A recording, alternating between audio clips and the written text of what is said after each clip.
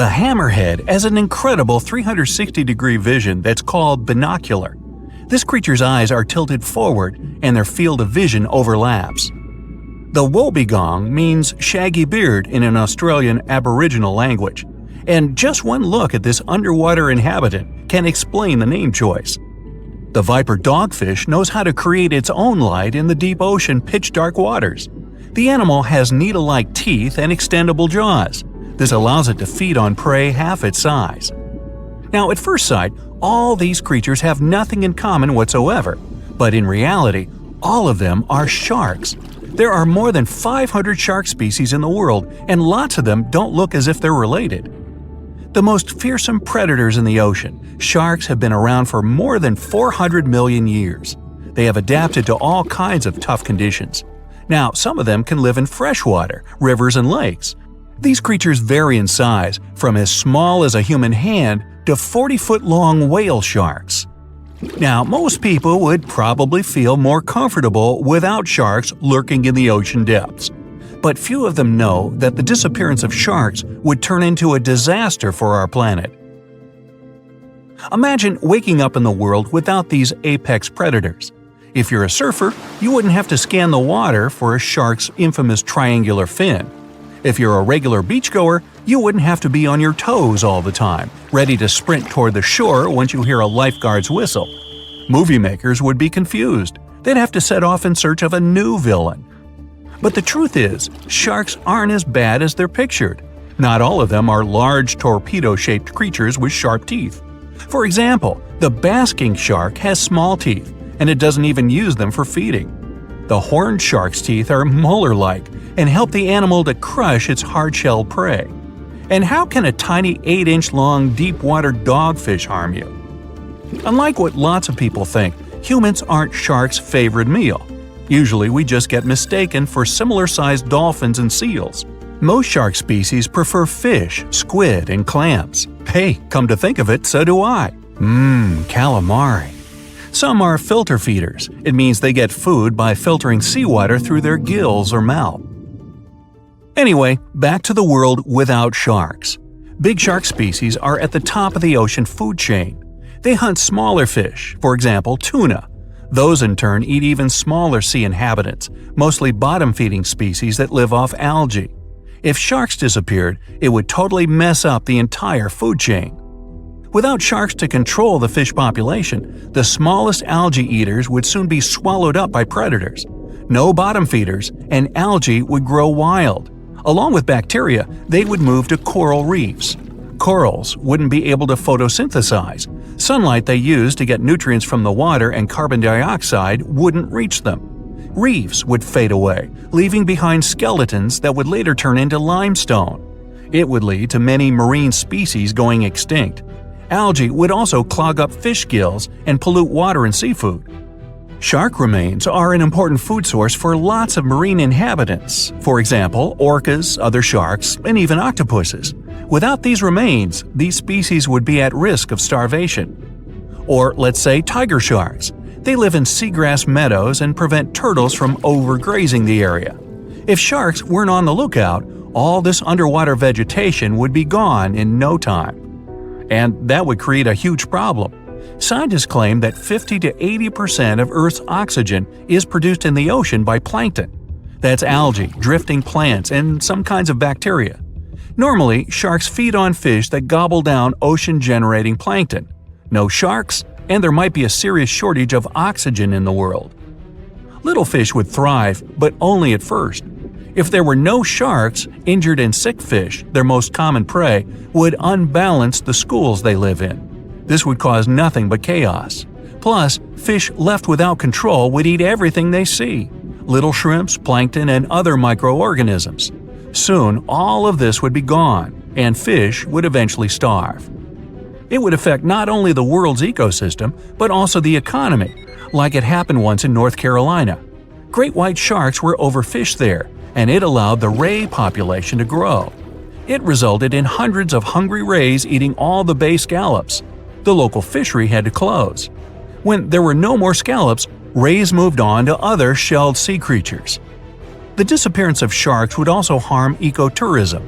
For example, in the Bahamas, just one reef shark brings about $250,000 over its lifetime. Divers pay this money to see the creature in its natural environment. One living whale shark brings Belize $2 million during its lifetime. Besides, if there were no sharks, we would never know how amazing these creatures are. See for yourself. Sharks don't have bones. Their skeletons are made of cartilage, just like some parts of your ears and your nose tip. Cartilage is way lighter than real bones. Plus, sharks' liver are filled with oils. That's what helps them to be so buoyant. From afar, sharks' skin may seem to be as smooth as that of dolphins, but in reality, it resembles sandpaper. It's made up of teeny teeth-like scales. They point toward the tail and reduce water friction when sharks swim. Even though sharks don't have bones, their bodies can fossilize. As these predators age, they store calcium in their skeletons to make them stronger. That's why million-year-old shark jaws feel as heavy and solid as bones. Sharks have small black spots near their eyes, nose, and mouth. They allow these animals to sense electromagnetic fields and temperature changes in the ocean. Most shark species have an amazing night vision. Even cooler, they can see colors. They have special reflective tissue at the back of their eyes, which helps them see perfectly with little light. Now, you might be able to tell a shark's age by counting the rings on its vertebrae. Each vertebra has pairs of semi-transparent and non-transparent bands. If a vertebra has 10 band pairs, the shark is 10 years old. Such a count is not always correct, but still. The great white shark's bite is no joke. A 21-foot-long creature can produce a force of more than 4,000 pounds per 1 square inch. It means the fish's jaws are 4 times more powerful than those of a lion or tiger. And you, with your bite force of 150 to 200 pounds per square inch, aren't even in the running. Sharks can heat their eyes thanks to a special retina. It helps them to have a better resolution of everything they see around and detect their prey. Some bottom-dwelling shark species, for example nurse or angel sharks, have a special opening behind their eyes. It supplies oxygen directly to their brain and eyes. Sharks use this organ when they're resting at the seafloor or eating. But most shark species have to swim all the time to pump water over their gills. Sharks live in all oceans on the planet, but several species feel great in freshwater. Bull sharks, for example, can be found in tropical rivers. They've adapted and can now live in both fresh and salt water. And river sharks, true to their name, swim in the rivers of New Guinea, Australia, and South Asia. The number of teeth may vary from species to species, but most sharks have more than 15 rows of them in each jaw. One line after another, they go from the largest and most functional up front to the smaller and less powerful in the back. A shark can have as many as 35,000 cavity-resistant teeth in a lifetime. Now, you, as a human, can shift only your lower jaw, but a shark can move both its upper and lower jaws. It allows the creature to have a better grip while hunting. Sharks not only smell things exceptionally well, their hearing is excellent too. They can spot their prey from 3,000 feet away because they hear low-frequency sounds. The predators will easily recognize the sounds made by a fish's contracting muscle tissue. Sharks are slow-growing species, and they don't breed often. It makes them extremely vulnerable. People had better protect these creatures rather than fear them. Oh, and finally, when you go to the casino poker tables, be wary of one more species, the card shark. If you're not careful, he'll take all your money. Remember that mysterious wow signal astronomers have been wondering about for the past 40 years? Well, buckle up, because we have some interesting news about it. For those of you who may not know, the wow signal was a radio sound detected back in 1977 by an astronomer while working at the Big Ear Radio Telescope in Ohio.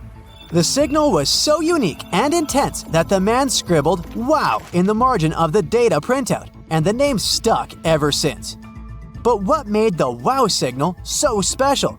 Well, for one thing, it was never detected again.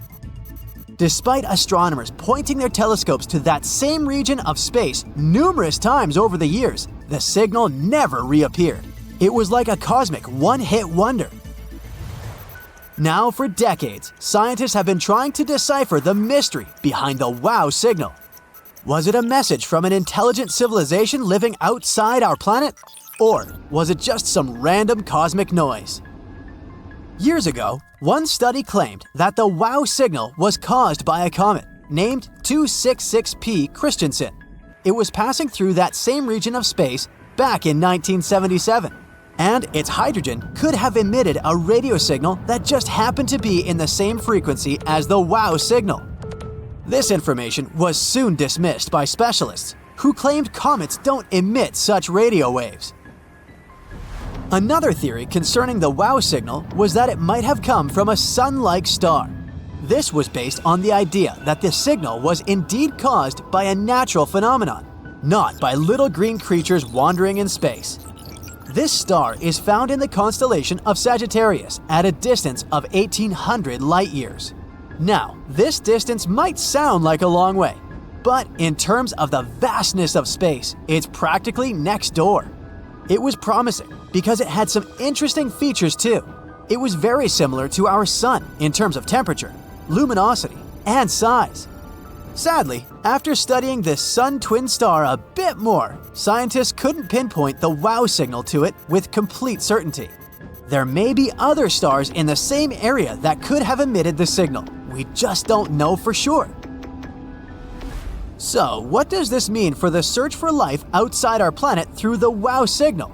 Well, it means that we're back to square one for the most part. We still don't know what caused the WOW signal, and we don't know if it was caused by an intelligent civilization or a natural phenomenon. One of the ways that astronomers are searching for intelligent life in the universe is by looking for technosignatures. These are signs of technology that we can detect from here on Earth, which could indicate advanced activity in space. They couldn't be explained by natural phenomena. Some examples of technosignatures include laser emissions, radio signals, or signs of megastructures. Today's outer space playlist doesn't end with the WOW signal. Get ready to shake those hips and groove to the beat, because we're about to discover black holes and the funky sounds they make. Now you may be wondering, do black holes make sounds? Well, it looks like they do, and it's like a cosmic symphony. First off, let's talk about what a black hole is. It's a spot in space where gravity is so strong that nothing, not even light, can escape its pull. Think of it as a cosmic vacuum cleaner that sucks up everything in its path. Even though black holes don't emit any light, they can still give off some serious vibes. Scientists have been studying these vibes, or sounds, for years, using special instruments to pick up on their cosmic tunes. So, what does a black hole sound like?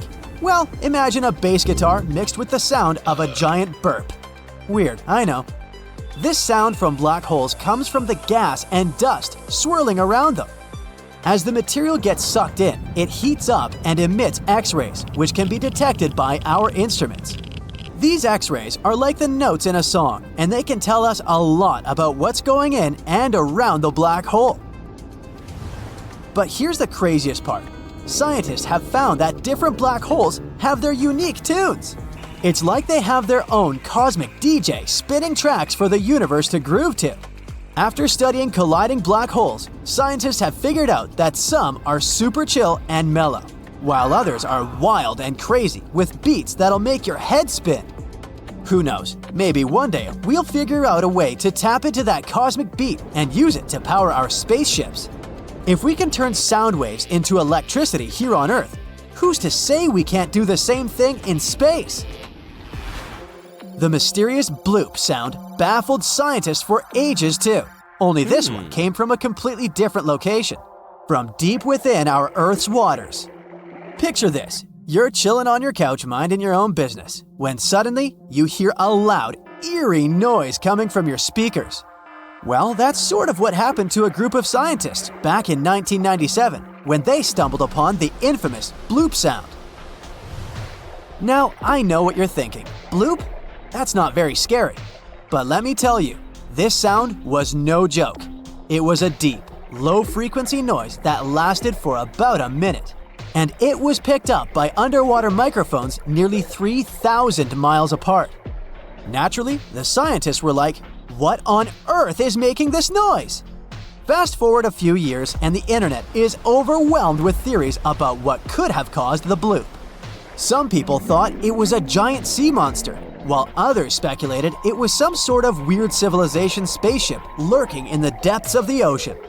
And of course, some believed it was just a glitch in the recording equipment. Despite all the speculation, the mystery of the bloop remained unsolved for years. But back in 2005, scientists finally revealed the true culprit behind the spooky sound. Turns out, it was just an iceberg. When icebergs break off from glaciers and float around the ocean, they can make some pretty weird noises. And the bloop was nothing more than the sound of an iceberg cracking and shifting around. Just because we know the cause of the bloop doesn't mean it's any less fascinating. In fact, it's pretty amazing that a sound like that could travel thousands of miles and still be audible. Plus, the fact that it took scientists years to figure out what caused it, it just goes to show how much we still have to learn about our planet. No playlist is complete without a sad, heartbreaking song. And speaking of that, have you heard of the loneliest whale in the world? It's a fascinating story that starts back in 1989, when American specialists were looking for submarines. Instead of submarines, though, they stumbled upon a whale that had a uniquely high-pitched voice, which earned it the title of the loneliest whale. Why is it called the loneliest whale? Well, most blue whales speak at frequencies between 10 and 40 Hz, but this whale's voice is at a frequency of 52 Hz, which is a low bass note to human ears. Since it has a different voice than other blue whales, some scientists believe that it was unable to communicate with other whales. It's also believed that this whale may be a hybrid whale, with one parent from a different whale species. This could cause a different body shape and a different call, which could explain its unique voice. Recent research suggests that the loneliest whale may not be so lonely after all. Many peculiar whale calls have been detected, and some studies suggest that groups of whales living in particular regions have distinct dialects of whale songs that often differ in frequency. To add to the intrigue, later recordings have found that the loneliest whale is now changing its tune. The whale's call has been getting deeper for several years. Maybe it's not so lonely after all and has some whale friends to hang out with. Some sharks have an eerie ability to spit out their stomach and then pull it back into place. Well, that would be handy. Most sharks eat huge amounts of food, but the problem is they can't digest everything they've gulped down. So they need a way to get rid of such stuff as sea turtle shells and beaks, bird feathers and bones, lobster claws and whatnot. And then these amazing creatures willingly barf up their whole stomach, along with all the contents. After the shark is done, it pulls its main digestive organ back in, and the entire process usually takes no more than a second. Some shark species, like great whites or mako, have a special eye-warming system. Their retina heats up their eyes and brain. This not only helps them detect movement better, but also improves resolution. As for the mako shark, this species often travels vertically across different temperatures. Unlike most people with only one movable jaw, sharks can freely move both their lower and upper jaws. This allows them to get a better grip on their meal and chew it up faster and more thoroughly. That's comforting. Sharks give birth to a large number of little ones at once. It depends on the species, of course, but let's say the blue shark is famous for producing more than 130 pups at a time. Great white sharks have a more powerful bite than most jungle cats. A 20-foot-long underwater hunter can produce a force of more than 4,000 pounds per square inch. And that's a bite 4 times stronger than that of a lion or tiger. People, with their measly 150 to 200 psi bites, aren't in the running whatsoever. Swell sharks defend themselves by swallowing huge amounts of water. Then the shark's body becomes twice its normal size, and this scares potential danger away. Sharks can grow more than 50,000 teeth during their lifetime, but not all of their teeth are the same. The strongest and most massive ones are at the front, and those closer to the back are smaller and not so powerful. But if the front teeth are damaged, These weaker ones can replace them. It's possible because sharks' teeth aren't as deeply rooted as humans and can move. Shark skin has the same feel as sandpaper. It's made of teeny, teeth-like scales. They point towards the animal's tail. This helps to reduce the friction that occurs when sharks move through the water. Whale sharks have extremely thick skin. In some places on their body, it can be 6 inches thick. It's one of the toughest in the animal world.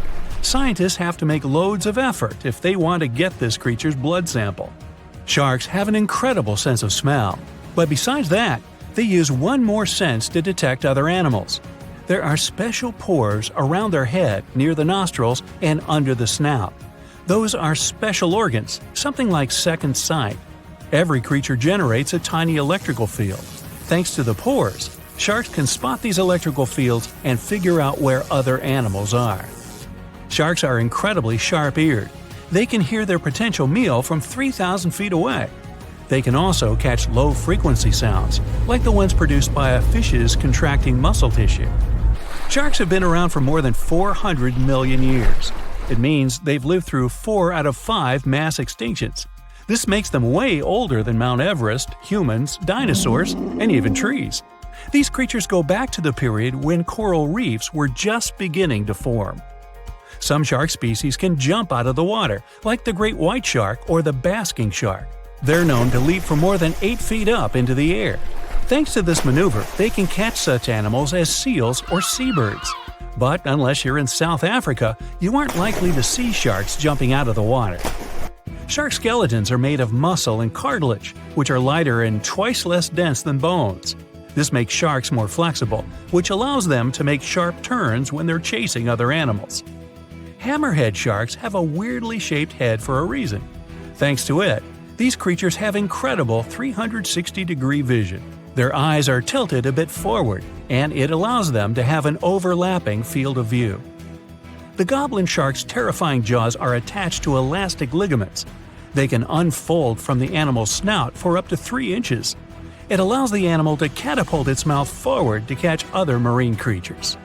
Sharks don't sleep as you do. Some species have to keep swimming all the time.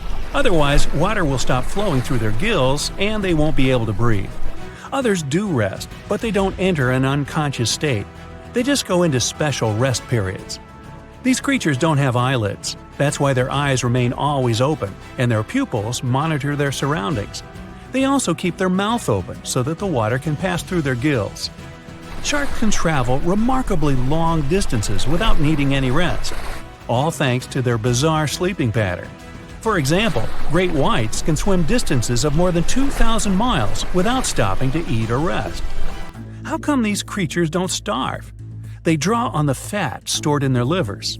By the way, this organ can compose up to 1/3 of the animal's body weight. Contrary to popular belief, sharks do not and cannot swim in reverse. Their tails propel them forward, and their pectoral fins help them to keep their balance and turn. It means that, anatomically, these animals can't move in any direction other than forward. Sharks have no vocal cords. They can't produce sounds to communicate with one another or express their emotions. That's why they have to use body movements, like twisting their bodies or flipping over. Sharks live in all of the world's oceans, but several species also inhabit freshwater rivers and lakes. For instance, bull sharks have been found in tropical rivers. They're also known to be able to swim between fresh and salt water. The smallest shark out there is the dwarf lantern shark. This unique creature doesn't grow longer than 8 inches, but the shark makes up for its tiny size in other ways. For example, some of its organs emit light, and since the creature lives in the shallow waters, this helps to camouflage it in the rays of sunlight. Blue sharks eat a lot, often more than they need. Some of this food can remain undigested for weeks till it's needed for energy. Sharks have something that looks similar to a tongue, but this organ is called the basial. It's the front section of the cartilage that goes from the shark's chest to its mouth. It doesn't move and is pretty much useless. The so-called tongue doesn't take part in the process of feeding. It isn't covered in taste buds.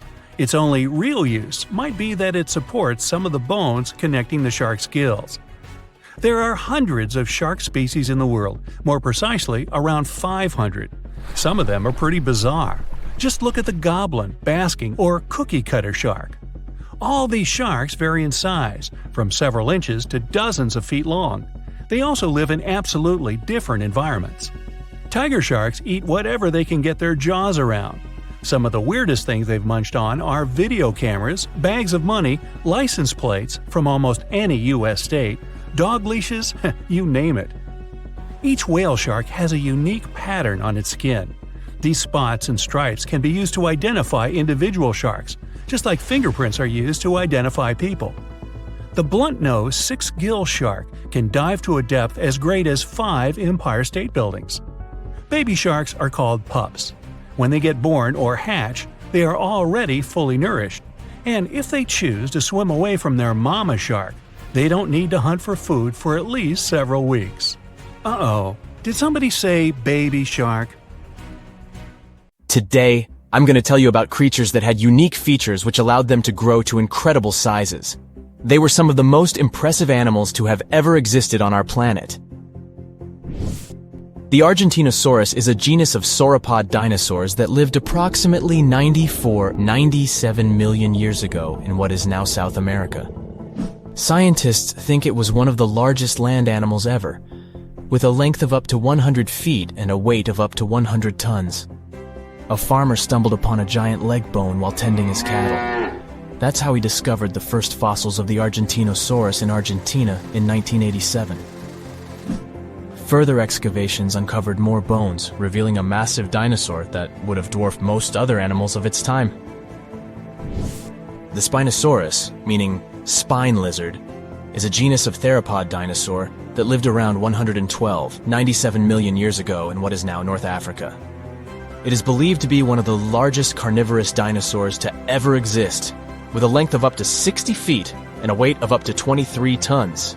The Spinosaurus is known for its distinctive elongated sail-like structure on its back. It was likely used for thermoregulation. It also had long crocodile-like jaws that were lined with sharp teeth. This allowed the creature to catch and eat large prey, such as fish, crocodiles, and other dinosaurs. The first fossils of the Spinosaurus were discovered in Egypt in 1912. The sperm whale, Physeter macrocephalus, is a species of toothed whale that is the largest toothed predator on Earth. It also has the largest brain of any animal species. It is found in oceans all over the world and can dive to depths of up to 7,000 feet in search of food. You can easily recognize sperm whales by their massive, block-shaped heads, which can measure up to 1/3 of their total body length.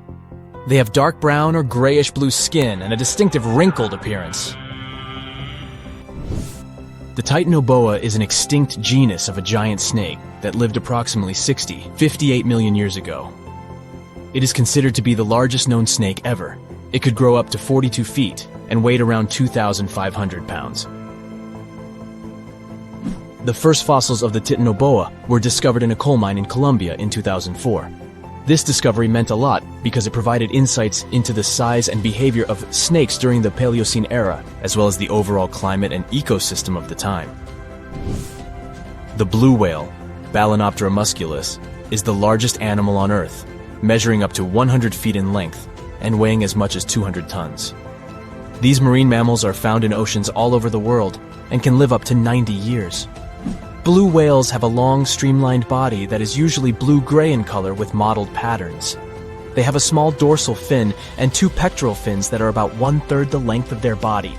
Blue whales feed on tiny shrimp-like creatures called krill, and they eat a lot. A single adult blue whale can eat up to 8,000 pounds of krill in a day. The Leadsichthus is an extinct genus of large, bony fish that lived during the Jurassic period, approximately 155 million years ago. It is believed to be one of the largest fish that have ever lived. Some estimates suggest that it could grow up to 55 feet in length. The first fossils of Leadsichthus were discovered in England in the 19th century, and more recent discoveries have been made in other parts of Europe, South America, and Africa. Despite its enormous size, the Leadsichthus was a filter feeder, similar to modern-day whale sharks, and likely fed on plankton and other small organisms. The creature did it by simply swimming with its enormous mouth open, filtering water through its gills. The pterodostro is an extinct species of flamingo-like birds that lived approximately 35 million years ago. They were relatively small birds with a wingspan of about 2-3 feet. And they were known for their distinctive long, narrow beaks equipped with comb-like structures used for filter feeding. The pterodostro lived in shallow bodies of water, like lakes and lagoons, and mostly fed on small crustaceans and other tiny organisms. The animal filtered them from the water using the comb-like structures on the inside of its beak while swimming through the water. The African elephant is the largest land animal on Earth and one of the most recognizable ones. There are 2 species of the African elephant, the savanna elephant, Loxodonta africana, and the forest elephant, Loxodonta cyclotis. You can see them in various parts of sub-Saharan Africa. These creatures can be identified by their large size, gray skin, and long trunks. African elephants can grow up to 13 feet tall and weigh up to 14,000 pounds, depending on the species and gender. Okay, let's face it, we humans are pretty ordinary. I mean, we're no superheroes with superpowers, right? What, you didn't get the memo? But the animal world has a bunch of superheroes. Some creatures live forever, and those who seem to not care about the laws of gravity, critters that are immune to venom, and those that can run on water. And some of them will send shivers down your spine. So the first superpower on the list is the ability to live without water. Kangaroo rats can get by without water for years. They actually don't mind living without any water. Humans, on the other hand, can only survive 3 days without water. Humans 0, kangaroo rats 1. These little buddies live in extremely arid desert areas and have to get water from the seeds and plants they eat. And although it may sound a bit disturbing, kangaroo rats also know how to extract water from their urine before they set off on a bathroom trip. This way, they don't waste a single drop of precious moisture. Well, that would come in handy at sporting events.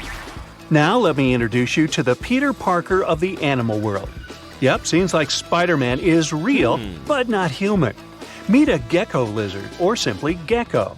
This critter has a marvelous ability to climb up all kinds of vertical surfaces and can even go for a walk on the ceiling.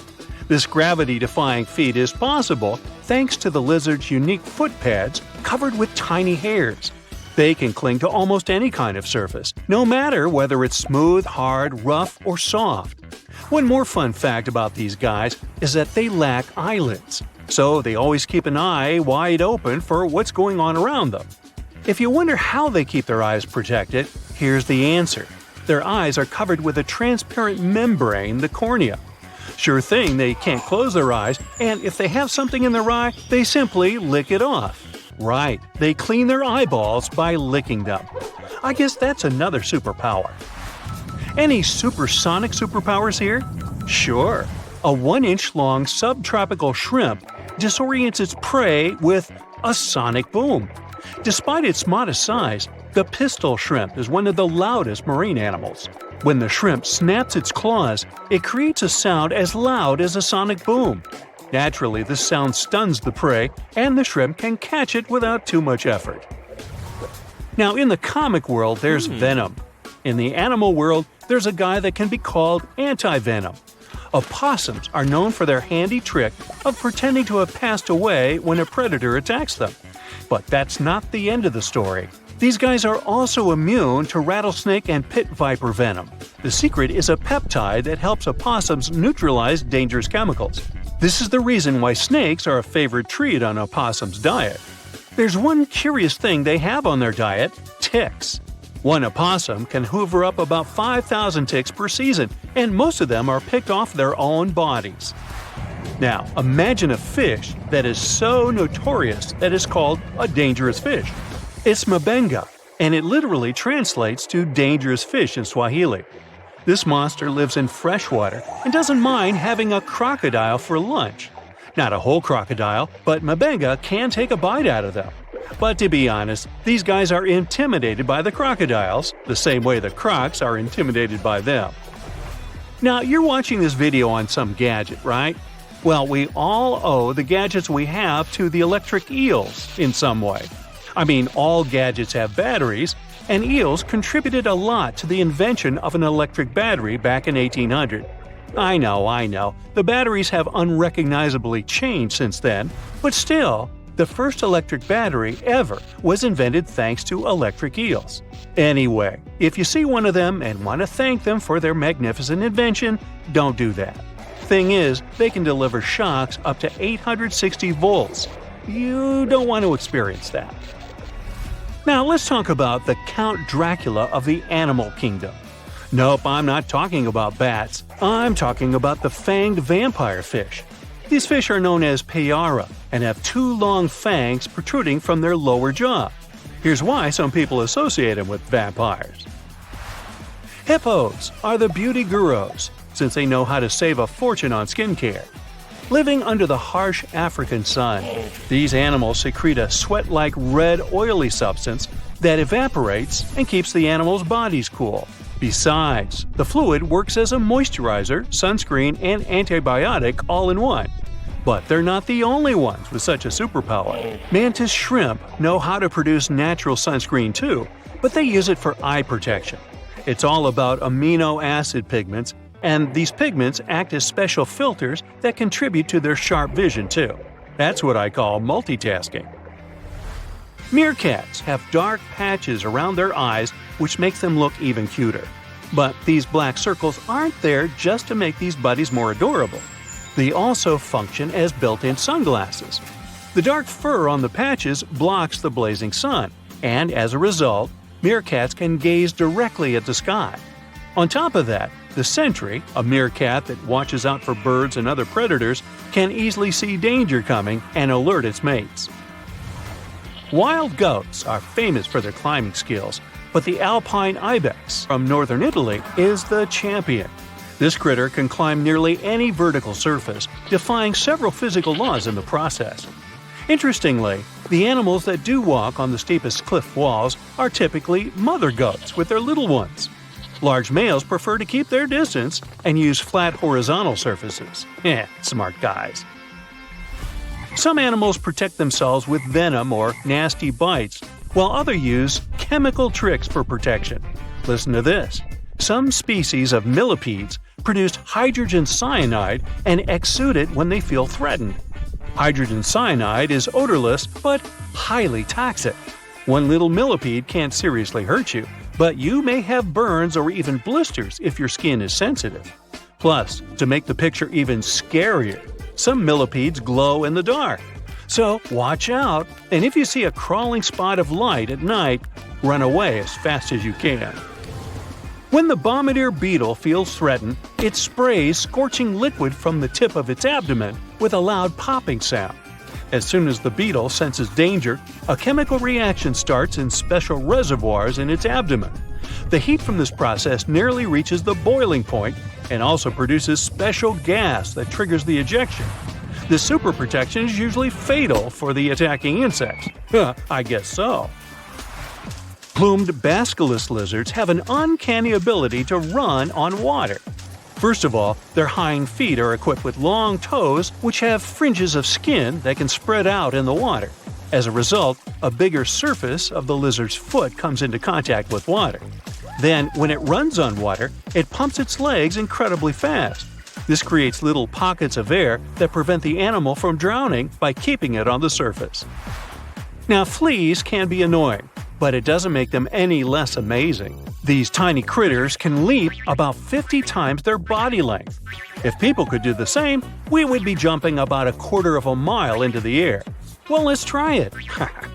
The most curious thing about fleas' astonishing ability is that they take most of the power for leaps from their toes, not knees. So, what's your favorite animal superpower? I vote for the kangaroo rat. I don't like standing in lines for the bathroom. The sky suddenly turns orange. All you can see as you look up are millions of butterflies. You just got lucky to witness the spectacular natural show, the annual migration of monarch butterflies. Every fall, as the days get shorter and the temperatures go down in the northeastern US and Canada, these beautiful creatures leave their summer breeding grounds. They travel up to 3,000 miles to Mexico and never come back. Their perfect overwintering ground is high in the mountains. Millions of monarch butterflies are safe there in the canopy of OML fir trees. Once the winter is over, it's time for them to go back up north. They make a stopover around Texas to mate and lay eggs on milkweed plants. A few days later, these eggs turn into caterpillars that feed on the plant until they transform into grown-up butterflies. Now, it's their turn to continue the journey up north until they find a new breeding ground. This way, generations keep changing en route, and it may take up to 5 of them to get to the final destination back in Canada. It's a natural mystery how the butterflies traveling south live up to 8 months traveling with the air currents. The same species going back completes its life cycle in 5 to 7 weeks. Scientists still don't know why the monarchs migrate and how they find their way. It could be connected with the blooming of milkweed plants, their primary food source. They probably find their way around based on the position of the sun.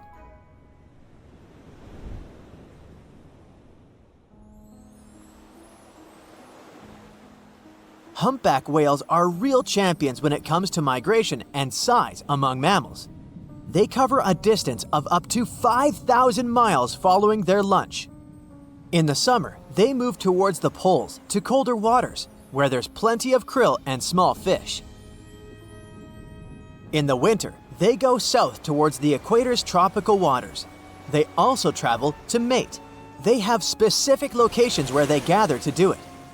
During the winter breeding season, you can hear male humpback whales sing, most likely to attract females or mark their territory. They produce a long series of calls and can repeat the same song for several hours. When the song changes, all singers that are currently migrating pick up the new tune. It's amazing how they do it when the distance between groups can be over 3,000 miles. Sea turtles migrate for more sentimental reasons. For hundreds of millions of years, these cute family guys return to the exact place where they were born to lay their eggs. They can cover up to thousands of miles, mostly when the seasons change and the waters are of a comfortable temperature. It could take them years, since some of them travel across the Pacific Ocean between Indonesia and the west coast of the United States and Canada, which is a total of 10,000 miles. But how do they find the exact spot they need if their parents can't just send them a geotag? Scientists have found out that they navigate using the invisible lines of the Earth's magnetic field.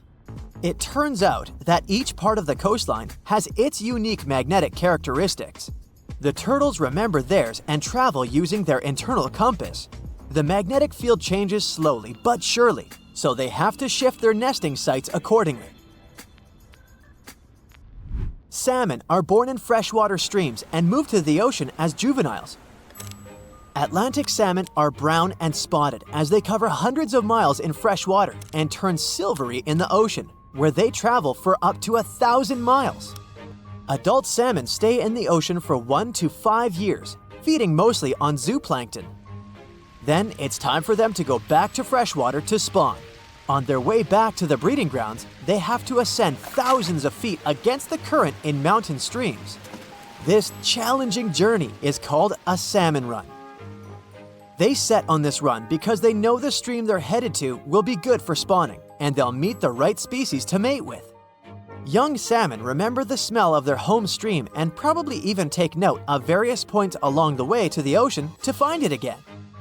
Just like sea turtles, they use the Earth's magnetic field as a compass for their travels. Pacific salmon and most male Atlantic salmon only live for a few weeks after spawning, and some female Atlantic salmon survive and migrate back to the ocean. Caribou, better known as reindeer, are the champs when it comes to migration distance among land mammals. Every spring, they cover a distance of around 400 miles in Alaska, from their winter to their summer feeding grounds. Individuals cover up to 3,000 miles, but herd migration is way more spectacular. The largest herd has at least 260,000 members, and its migration territory covers an area larger than California. Scientists put radio tracker collars on some herd members and take thousands of photos to count them all. This census is organized every 3 years in good weather conditions to see if the population figures are rising or falling and track their migration patterns. Caribou grow through all this migration trouble to safely raise their newborn young. They reach remote grounds where golden eagles, wolves, and grizzly bears won't bother the youngsters during their first, most vulnerable days. Another good excuse to hit the road up north for them is to save themselves from mosquitoes, which would be a huge problem in warmer months. Plus, they get fresh seasonal foods from the areas they stay in. Their migration helps fertilize the grounds they pass by, which means the tundra should thank them for regenerating and protecting its grasslands. Wildebeest, also known as gnus, are relatives of antelopes and gazelles. They spend most of their lives in the Serengeti plains of southeastern Africa, grazing on the grassy savannas. Every year at the end of the rainy season, normally in May or June, millions of wildebeest head northwest in search of greener pastures, and then back again. This migration is so spectacular that it's considered one of the 7 wonders of the natural world. Sadly, not all wildebeest make it to their final destination, as they have to cross rivers full of giant crocodiles and pass by hungry lions and other predators.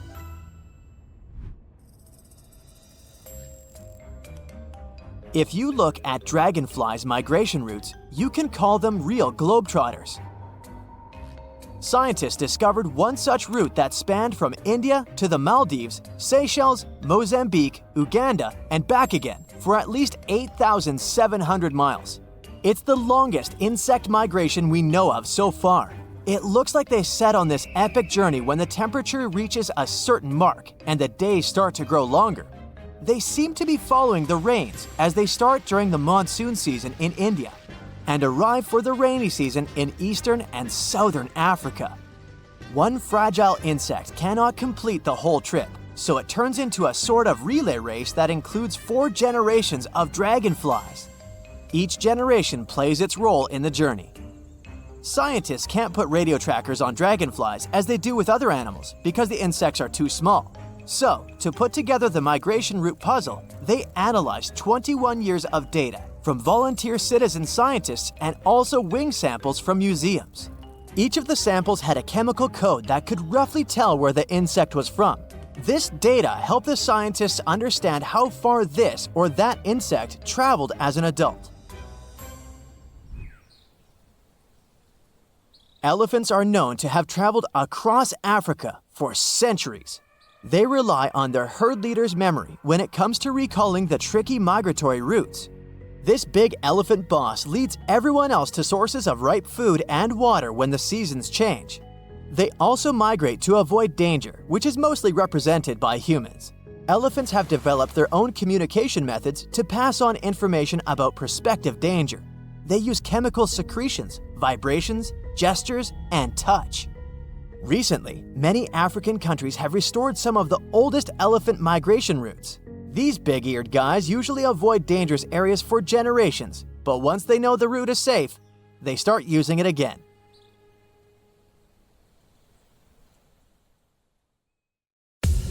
Hey there! Grab your popcorn and hot dogs. This is gearing up to be the spectacle of the century. We'll compare ancient water monsters in several categories, then pit them against each other in a duel to see which one's the true queen of the water. The contender on the left needs no introduction. The Alpha, the boss, the legend that lived on our planet 3.6 million years ago. She's still the hero of myths and legends and a nightmare for fishermen around the world. Make some noise for Meg the Megalodon! In the right corner, Sarcosuchus, aka Sarky. She's the ancestor of today's crocodiles and a real grandma compared to Meg. She lived about 120 million years ago and saw the dinosaurs come and go. They were even her breakfast sometimes. She lived in what is now the Sahara, but there was no desert then, and the world looked totally different. Although this crocodile isn't as famous as Meg, she's still not afraid to go up against the giant shark. Round 1. Size. Since the only remains of the megalodon are teeth and vertebrae, her true size remains a mystery. But if we compare her remains to the bodies of modern sharks, we get the incredible size of 50 feet. That's like 1.5 buses. But I bet you wouldn't want to take a ride on that kind of transport. Meg's fin alone is the size of an adult. This ancient monster remains the largest shark that ever existed. The largest white shark ever measured was 17 feet long. That's less than half. Now Sarki's turn. Until recently, we only had the teeth of this ancient crocodile to go on. But then, scientists discovered some new remains, and they were able to figure out just how big she really was. Sarki was as long as a limousine, about 30 feet. The largest crocodile ever measured was a saltwater crocodile, only 20 feet. Sarki's head was 5 feet long. That's almost a whole person. And her mouth had a special mace-shaped tip. But even with that, she's still only half the length of Meg. So, the ancient shark wins this round, and the first point goes to Meg, 1-0. The next category is weight. Let's start with the contender in the right corner. The largest modern crocodiles weigh about a ton. Sarki made it all the way up to 4 tons. That's like 2 helicopters heavy. Her weight and size allowed Sarki to be queen of the ancient river, but she's pretty much a toothpick compared to Meg. You'd need a pretty hefty set of bathroom scales to weigh the contender in the left corner. Once fully grown, Meg weighed between 30 to 60 tons. That's a lot. A cargo helicopter can lift 9 tons.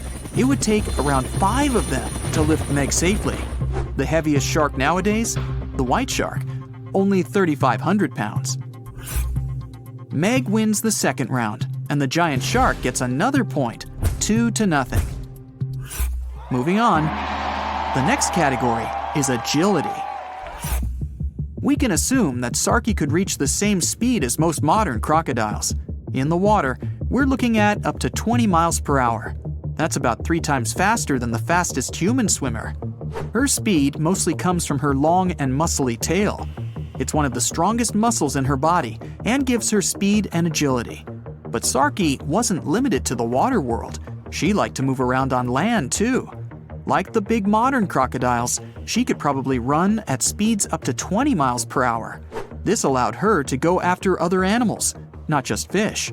She definitely had a soft spot for large lizards and even small dinosaurs. So what about Meg? It's hard to move such a massive muscle machine. Her maximum speed was around 10 miles per hour. That allowed her to catch up with whales and smaller fish. She felt pretty good about herself, but 10 miles per hour is not really that fast. Modern white sharks can reach 35 miles per hour. That's 3 times faster than Meg. So our giant shark was more like a truck than a Ferrari. Slow to accelerate, slow to brake, and extremely bad at turning. If Meg wanted to run the 100 meters, it'd probably take her about 50 seconds. The human world record is just under 47 seconds, but that's in a pool where you have to pull a U-turn halfway. There's no way Meg could do that. Looks like Meg lost a bit of ground to the agile crocodile, and our river monster is finally up on the board, 2-1 in favor of Meg. Okay, next round. How about we call it eating tools? Of course, Meg's main tool is her teeth. Megalodon means big tooth. She had the largest teeth ever recorded.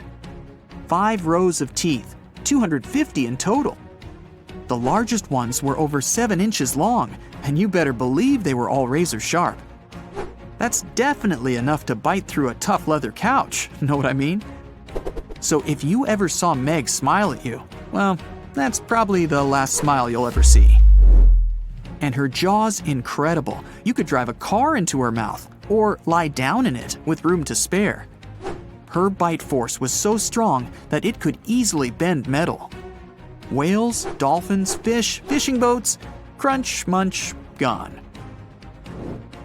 Sarki's teeth are a bit different, but no less awesome and powerful than the biggest shark of all time. she had 70 teeth up top and 62 down on the bottom.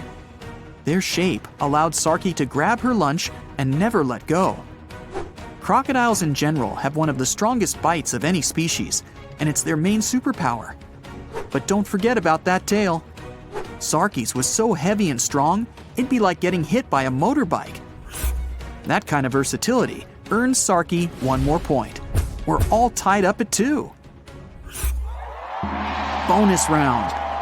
Audience sympathy prize. If Meg were around today, she'd definitely live in Hollywood, making movies, TV shows, commercials, and she always seems to play the villain. Well, she's also the hero of countless scary stories told by fishermen around the world. Many people even believe that she's still swimming about down there, somewhere, hiding from us in deep waters, like the Mariana Trench. But Meg needs a lot of food to feed such a large body. She'd have to keep coming up to the surface to find enough to eat. So much for that myth. And Sarky? She's more of an indie artist, not really the Hollywood type. But like all crocodiles, she puts fear into anyone who lives near a river. Crocodiles love that late-night snack, so a lot of people are even afraid to leave their homes after sunset. And locals sometimes find crocodiles in their backyards. Imagine seeing Sarky laid out on your brand new deck. Let's give Sarky this round, and she's taken the lead, 3-2. Okay, the final round is all about that X factor, combat skills. Meg still holds the crown for the most dangerous you'd ever come across in open water. And it's mostly thanks to her intelligence and strategy. We can figure out Meg's tactics by looking at other animals from that time. Many ancient whale bones have scratches from Meg's teeth. It seems like she knew where the weakest points of various animals were located, so she knew where to nibble at first. She seemed to enjoy a little fin appetizer before each meal. Sometimes she'd give them a nudge first. They weren't swimming away after that kind of impact. Then it's main course time. Sarky may seem weaker, but she's full of surprises. She's fast and agile, so she could easily catch up with even the fastest mammals that had come to get a little drink of river water. And when she bites, she never lets go. But scientists say Sarky probably couldn't do all those awesome wrestling moves that today's crocodiles love to do. She couldn't roll around, holding her lunch in her teeth. The structure of her head simply didn't allow her to do that. But even so, she pretty much always came out on top. Not too many crocodiles go hungry. Sarky had a good round, but we have to give this one to Meg. She's just too awesome. And we're all tied up again, 3-3. Well, it's time for the big face-to-face matchup. The arena, the place where the mighty river meets the vast ocean. Sarky's great at hiding and sneaking up on people, and so she gets the first go. Meg tries to dodge, but the ancient crocodile already found a tasty fin. Unfortunately, Sarky's teeth are a little too short to cause even the slightest harm to big old Meg. She breaks free and pushes the crocodile with her powerful body. Sarky looks stunned, and Meg sees her chance to make a U-turn and end it. She gathers speed and... oh, it's all over with a single bite. KO. Meg has defended her title and remains the undisputed champion of the world. Who will challenge her next? The sight of its fin in the water nearly stops your heart. It's the reason you feel so uneasy going for a swim at the beach.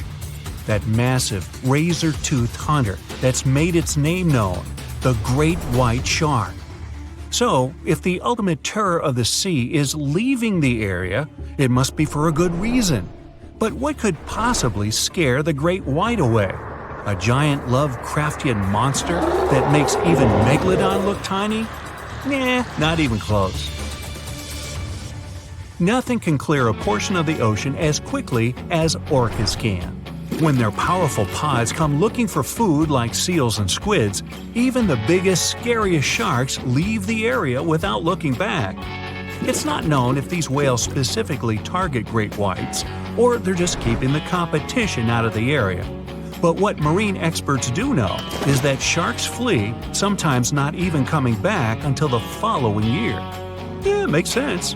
Orcas are much larger than great whites in size. They have plenty of teeth, and they'll use them to satisfy their merciless desire for meat. Orcas are also highly intelligent and will work as a team to get what they want, whether that's catching a school of fish, getting seals off the ice, or even chasing down humpback whales. So, if the great white shark itself is scared of the mighty orca, should you be? Well, me personally, I keep my distance from any wild animal. But maybe this will help you sleep better at night. Orcas are known to be picky eaters. Good news for you, human isn't on the menu. They aren't likely to change their diet just because you're in the water today. Oh, by the way, orcas aren't even whales. They're technically the largest species of dolphin. And sharks are also afraid of their relative, the bottlenose dolphin. Even a single bottlenose is too powerful for a shark, but they're tougher when they travel as a pod. Sharks are easily outmaneuvered by the highly agile marine mammals. They use that blunt snout like a battering ram. This basically annoys the shark so much that it just leaves the area. Now, if you think about other top hunters in the animal kingdom, wolves always come to mind. Packs can take over vast territories. And since they're at the top of the food chain, they get to pick and choose from a large menu with anything they please. They're highly intelligent, fast, and agile, but probably their biggest advantage? Numbers. If grizzlies or mountain lions try taking advantage of them, the numbers game always works in the wolves' favor, leading to the hunter becoming the hunted. Even without numbers, they dominate and terrify. It's too hard for any other animal to target a lone wolf, so even they are usually left alone. Imagine being able to pounce a wild boar in below freezing temperatures while dressed in orange against a completely snow-covered white environment. Siberian tigers are clearly not playing around. Over 10 feet long and weighing up to 400 pounds, they're the largest of all wild cats. This kitty could easily jump right over your head while carrying double its body weight.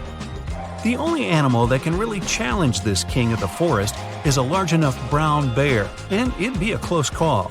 No wonder the Siberian tiger is the top of the food chain in its part of the globe. As for the top boss in the waters of South America, that would be the green anaconda. Not even jaguars and caiman are safe around the biggest snake in the world.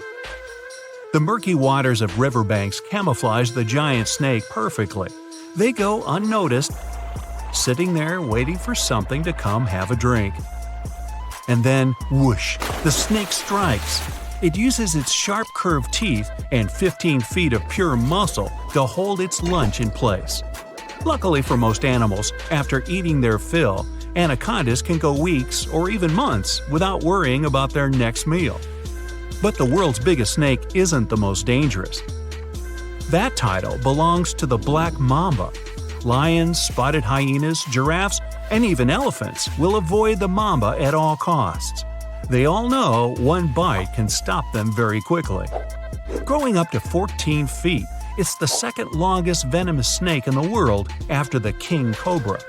The African black mamba does hold the top spot as the world's fastest snake. It slithers along going 12 miles per hour. That's about where most treadmills max out.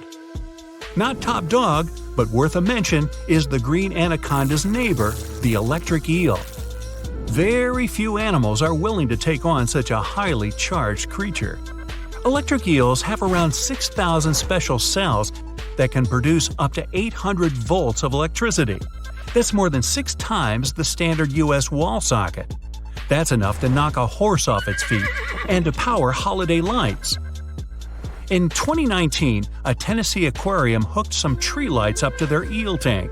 Every time the eel shot the water, the trees lit up. Now, it's been said that the electric eel can recycle its volts in a process called revolting. Nah, I made that up. One more truthful eel fact to knock you off your feet: electric eels are air breathers. They have to surface about every 10 minutes to fill their mouth with air. Yep, their single lung is in their mouth. Does the king of the jungle reign unchallenged? In books and movies, sure. In real life, not so much. For one, their home is on the African plains, not the jungle. A whole assortment of contenders, like hyenas, leopards, and crocodiles, are always trying to take the king's crown. Even zebras and giraffes can stop the big cats with a quick kick if they're cornered. If we go by bite force, the African Nile crocodile has the biggest that humanity has ever measured. Its jaws are 5 times more powerful than that of a lion's. Now earlier, with the water critters, all you had to do was avoid the water. Good luck avoiding a lion. They can run 50 miles per hour, jump the length of a school bus, and climb trees. The lion's biggest challenger for the apex role is the African wild dog. These two are constantly going at it because they hunt for the same food in the same area. Where there's a big pride of lions, the dogs have no choice but to flee. But they've got one thing against the cats: endurance. Lions might reach incredible speeds, but that's only in short bursts. It takes too much energy to carry 400-plus pounds of muscle over long distances while going as fast as you can. African wild dogs, though, have long, slender legs and big lungs for their body size, meaning they can run fast and keep it up for miles. That's how they hunt. Their lunch just gets tired of running. There's one animal brave enough to take on the king if the cat gets too curious: the hippo. They may seem cute and squishy, but hippos are one of the most dangerous animals on the planet. Based on statistics, you should fear them way more than great white sharks. And there's nothing squishy about them. Hippos are pure muscle and weigh as much as a car. Their pointy canine teeth can grow longer than your forearm. These guys aren't afraid of anything. Even lions and crocodiles prefer to keep their distance. Their name means water horse, and they do spend up to 16 hours a day submerged. Funny thing is, hippos can't really swim. If you see one swimming, it's actually pushing itself off the lake or river bottom. It can still beat even the best Olympic swimmer speed, so watch out. Yep, move aside, Leo. Hippos are the true apex animal of Africa. But I wouldn't get close enough to give them the award. As for the ruler of the forest, make way for the grizzly bear. Weighing over half a ton, you'd be mistaken thinking these large fluff balls are slow and bumbling. Being able to maintain a speed of 25 miles per hour for long stretches is too easy for the behemoth brown bear. Uphill, downhill, and on every terrain, they're the off-road SUV of the animal world. Without having any natural enemies, this bear is at the top of its local food chain. Good thing they sleep for a third of the year. Just hope you don't run into a grizzly, ever. But especially right before it's about to go into hibernation. They spend the autumn months fattening up for winter. And they're even hungrier than usual. Now, being the largest bird of prey in North America, it's no wonder the golden eagle is found all over the continent in woodlands and mountain ranges. Their wingspan is nearly 8 feet. And they don't call it eagle vision for nothing. These birds can spot a rabbit from 3 miles up in the air. It'd be like you seeing an ant while standing on top of a 10-story building. Golden eagles can also make quick dives from a great height. During these dives, they can reach speeds up to 200 miles per hour, as fast as a flying arrow. Komodo dragons are the world's heaviest lizards you can see today, mostly seen in Indonesia. But that might not be where these giant scary creatures really came from. Scientists found their fossils in eastern Australia, and what's interesting is they were about 4 million years old. They're dominant in the food chain and can take down really big animals like deer, water buffalo, and wild boar. Komodo dragons will basically eat almost anything that comes their way. Since Komodo dragons are not so picky when it comes to their meal, people believed for a long time that their bites can be fatal because of the number of bacteria in their mouths. In reality, they're one of the few venomous lizards on Earth. Gharial really looks like a creature you'd see walking by dinosaurs and fighting for its spot in the food chain in prehistoric times. These fellas have been on our planet for tens of millions of years. Look at its long, narrow mouth and sharp teeth. Its snout might look odd at first, but it's perfect to catch the food they like the most: fish. They're also good parents, even the most dedicated ones in the world of reptiles. Females lay their eggs in multiple nests close together and keep them safe from the river and potential predators. When young sense danger, they will rush to the nearest gharial and even clamber onto their heads to hide from what's chasing them. Sturgeon looks like that simple, primitive, ancient fish for a reason. It's been on our planet for at least 250 million years. Its fossils are all over the northern hemisphere. You can mostly find them in big freshwater rivers and lakes, but some species tend to travel to the oceans and return to lakes and rivers only when they need to breed. On average, they live 50 to 60 years and grow up to 18 feet. Many of them leap out of the water and make a loud splash. You can hear on the surface even if you're a half a mile away. No one knows why. It could be the way they communicate with other sturgeons. Solenodon. It's a venomous mammal with a chunky body and short legs. It's been living in the Caribbean area for more than 70 million years. They can climb but still spend most of their time on the ground. There they move in an irregular path with a waddling gait, but when necessary they can run pretty fast for short distances. They have a special way of communication: chirps, twitters, clicks, squeaks, and squeals. They have specific skin glands which give them a goat-like odor. At night, they like to search for invertebrates. They probe soil and leaf litter soil using their long snout. It's flexible, similar to our shoulder joint.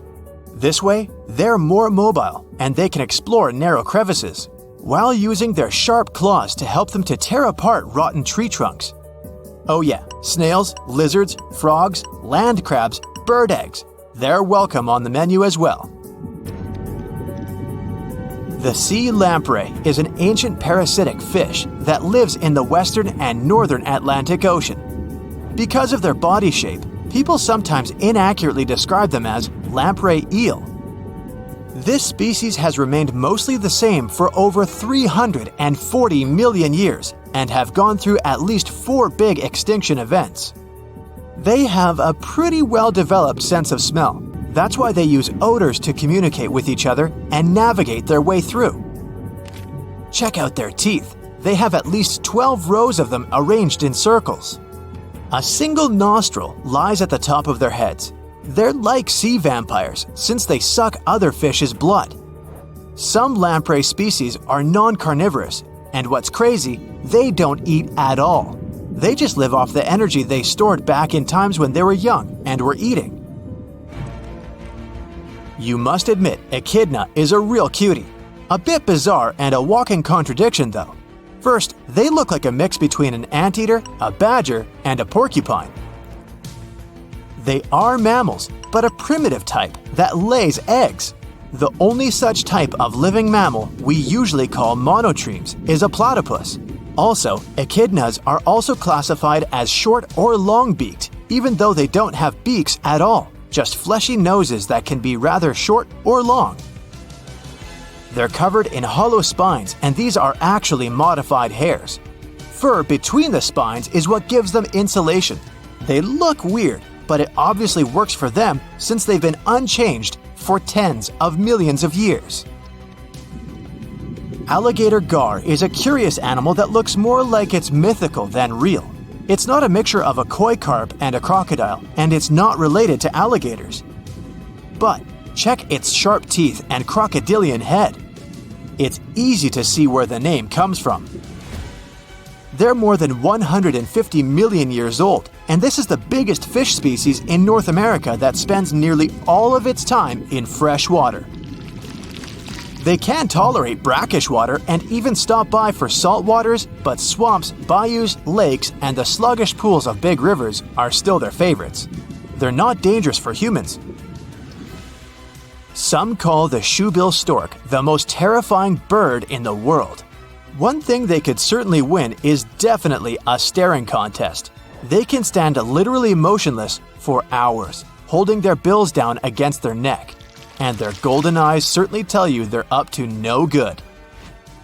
They're known for their strong bite. These birds may be more related to pelicans than storks, since their vocal organs are similar. Babirusas, sometimes even called prehistoric pigs. In the Malay language, their name means pig deer. Check out their barrel-shaped stocky bodies, somehow perfectly balanced on delicate legs that look like deer's legs. Males have large tusks that grow upwards through their snouts and at some point curve back towards the head. There are cave drawings that depict them, which are over 35,000 years old. Unlike regular pigs, Babirusas rarely dig or root into the ground. They're missing what's called a rostral bone in their nose. That's the bone that keeps the snout stable and rigid. Without it, these animals can't pierce the hard dirt. Chinese giant salamander is a funny-looking creature that's been roaming our planet for 170 million years already. We're talking about the biggest amphibian in the world. It can grow to be bigger than some people, up to 6 feet long, with a weight of 110 pounds. Their tail may make up more than half the body length. It's hard to notice them because this specific color helps the animal to blend in with the floor of the rivers where they usually live. Tuatara might look like a regular iguana at first, but it's literally a living fossil since it's been around for about 250 million years. Even its body shows its ancient history. There's a primitive third eye on the top of their head. It's hard to see it though, especially because some tuataras have scales over it. Scientists think it's some sort of an ancient light sensor. The reptiles used it to set their both seasonal and daily biological functions. Tuataras can hear sounds too, even though they don't have external ears like modern-day reptiles. Fish hear sounds in the water in a similar way. Jellyfish have been present on our planet for over 500 million years. Yep, that means they're 250 million years older than the first dinosaurs. But their bodies are soft and almost completely water, so their fossils are really rare. The oldest one was discovered in Utah and was 505 million years old. One species of jellyfish is basically immortal. When it faces some kind of environmental stress that would mean an end of life for other jellyfish, these can just revert back to be a tiny blob of tissue, and then they develop, starting their life all over again. The airplane involved was a Beechcraft Bonanza single-engine aircraft. On board, pilot Bruce Gurnon had 2 passengers, his father and business partner.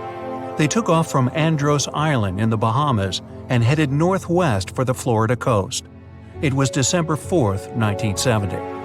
If you draw up a map, trace a line connecting the island of Bermuda, Puerto Rico, Miami, and back to Bermuda, what do you get? Yes, it's a triangle, a sinister polygon known for mysteriously swallowing over 2,000 ships and 200 aircraft over the centuries. Bruce Gurnon's plane was within its hungry grasp. But this was a typical flight Bruce had made dozens of times before. The trip usually took about an hour and a half, with no hiccups or mysterious phenomena whatsoever. The men were no more concerned than you would be during your daily commute to work. Oh, but this time would be different. They would face very unusual circumstances indeed. Bruce took off and started gaining altitude. Strange things started happening right from the get-go. At an altitude of about 1,000 feet, he noticed a small cloud up ahead. But it kept growing. Not from the plane getting closer, this thing was actually getting bigger in size. Bruce had to fly through it, and he came out the other end just fine. Another mysterious cloud appeared at 11,500 feet. This one was massive, and Bruce had no other choice but to fly through it too. So he concentrated, took a deep breath, and in they went. At that moment, it got dark as night all around the aircraft. Not a single sliver of sunshine got through. But this wasn't a storm cloud, and it wasn't raining. Bruce was starting to get worried, and then, bam! He saw flashes of white light. They would appear and vanish quickly like lightning. But this pilot knew this certainly was no lightning.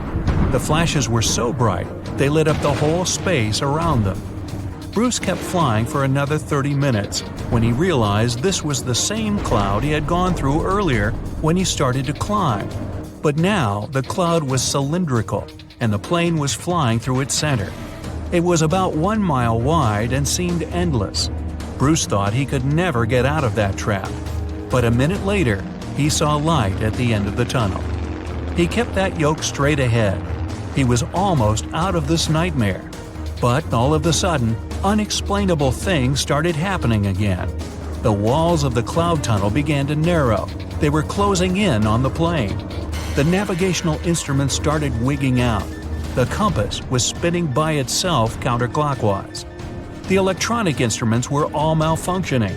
It was like the plane was being operated by something else, or it was moving inside some kind of current. All of Bruce's attempts to take control were to no avail. He kept flying through that tunnel, bound and determined to get out of this thing and live to tell the tale. The walls kept narrowing, smaller and smaller, wrapping like a vortex. Bruce was running out of time. He had to get out of this place fast. The next 20 seconds were the most intense of his life. But then, he burst out of this foggy trap. As Bruce described later, he felt weightless for 5 seconds as his plane left the tunnel.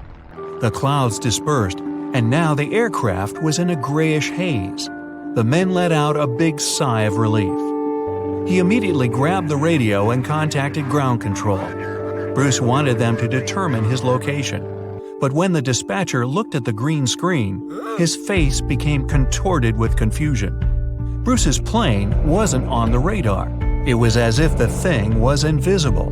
But then the dispatcher said the aircraft was already in Miami airspace. Bruce was utterly shocked by this information. It just couldn't be true. The distance the Beechcraft was supposed to cover was about 250 miles. Remember, the whole trip usually took around 90 minutes. But this time, it took just 47 minutes to get to the destination. This model of aircraft can only cruise at about 180 miles per hour.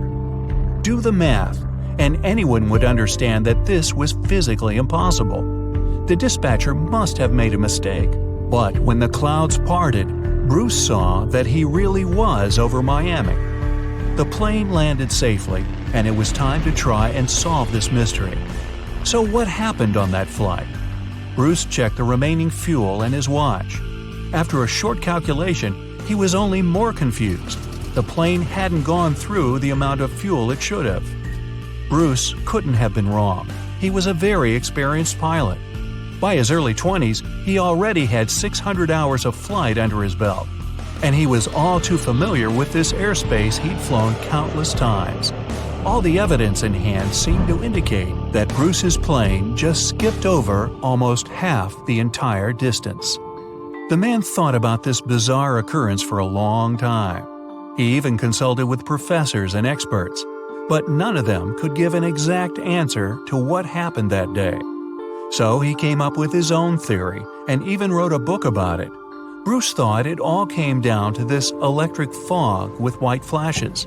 Others, however, theorized that dark energy was responsible for this time leap. Yes, that same dark energy responsible for the expansion of the universe. This energy could have curved time-space like a black hole, forming this strange tunnel. Bruce accidentally hit it, but he was lucky to get out of there. That's how he got into Miami airspace so fast. But dark energy is just a theory attempting to explain the unexplainable. To this day, there is no real answer for how Bruce was able to travel that distance in such a short time. But some details still can be explained. Archive records show that 84 sunspots were recorded that day, as well as a huge solar wind moving almost 440 miles per second. This would cause disturbances in the Earth's magnetosphere that could throw off the plane's instruments and radars. So Bruce's version that he was in an electronic fog could be right. And about these weird clouds. The thing is, they're pretty commonplace things in this area. Zones with low and high pressure are constantly colliding there. The result? Storm clouds. Perhaps that cloud growing before Bruce's eyes was simply two massive air currents crashing into each other. But so far, no one has been able to explain how the plane got to Miami so fast. Well, maybe in the future the truth will be revealed. In the meantime, it remains another mysterious riddle of the Bermuda Triangle. But it's still by far not the most shocking incident there. In 1945, a total of 5 planes went missing in the Bermuda Triangle all at once. On December 5th, some Navy student pilots were training in the area. The day's lesson? Navigation. Ironically enough, they couldn't find their way back to the base and got lost. Many people assume they ran out of fuel. This is likely to have caused the incident, but the circumstances were very strange. The students were under the supervision of an experienced lieutenant who had 2,500 flight hours. He would never let a bunch of newbies go so far that they'd get lost. The incident was called Flight 19. Even now, there's a debate about how it could have happened. 3 years later, a passenger jet headed to Miami from Puerto Rico disappeared in the same area. There were 29 passengers and 3 crew members on board. The weather was clear throughout the flight. But experts believe that when the plane was about 50 miles off the coast of Miami, it could have been hit by a strong wind that knocked it off course. Years later, divers found a similar-looking plane in the waters. But since it was lacking certain details and registrations, no one could confirm that it was the missing Miami-bound aircraft. The next month, in January 1948, another plane went missing in Bermuda. 25 passengers and 6 crew members just vanished somewhere between Azores and Bermuda. The mystery of this plane's disappearance, along with countless others, remains unsolved.